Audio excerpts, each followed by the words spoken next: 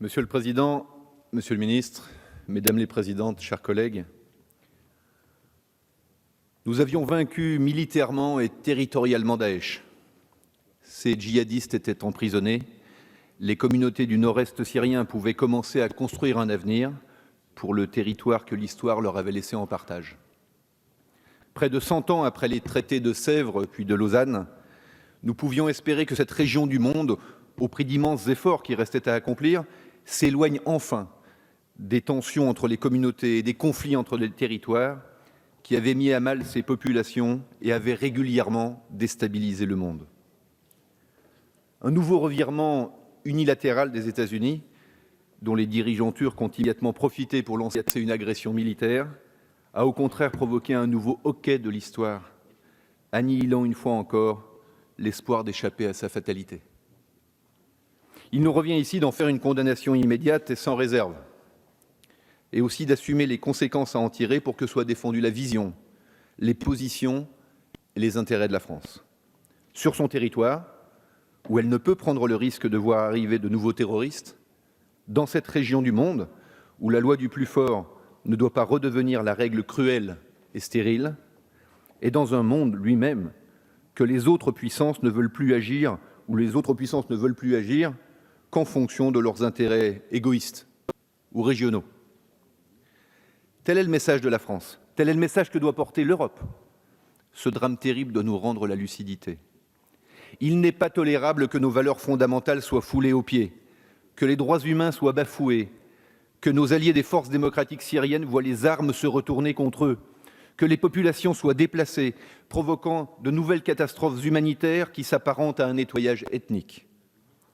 Et il est insupportable que la France, qui porte une vision originale de cette région du monde, celle de la cohabitation pacifique des peuples, des cultures, des ethnies et des religions, ne puisse le faire avec la démultiplication continentale de son message. Tous ceux qui, par calcul ou par incompétence, veulent sortir de l'Europe ou en construire une autre sans trop qu'on sache laquelle, doivent en ces moments se ressaisir.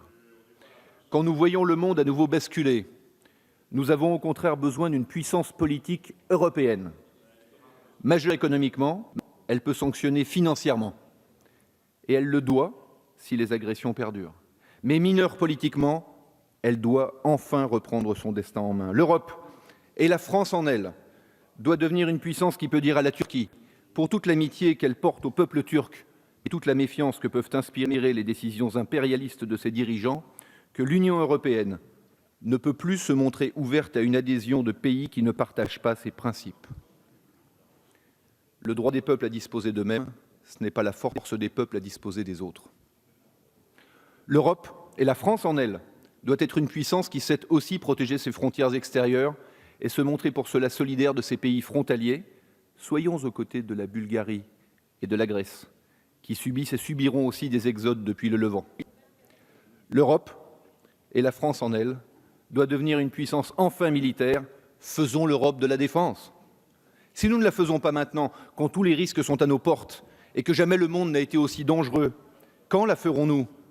Nous ne pouvons pas lutter contre la loi du plus fort si nous ne sommes pas forts nous-mêmes. Donnons-nous les moyens d'un continent qui porte un message universel et pas seulement celui d'intérêts momentanés et localisés.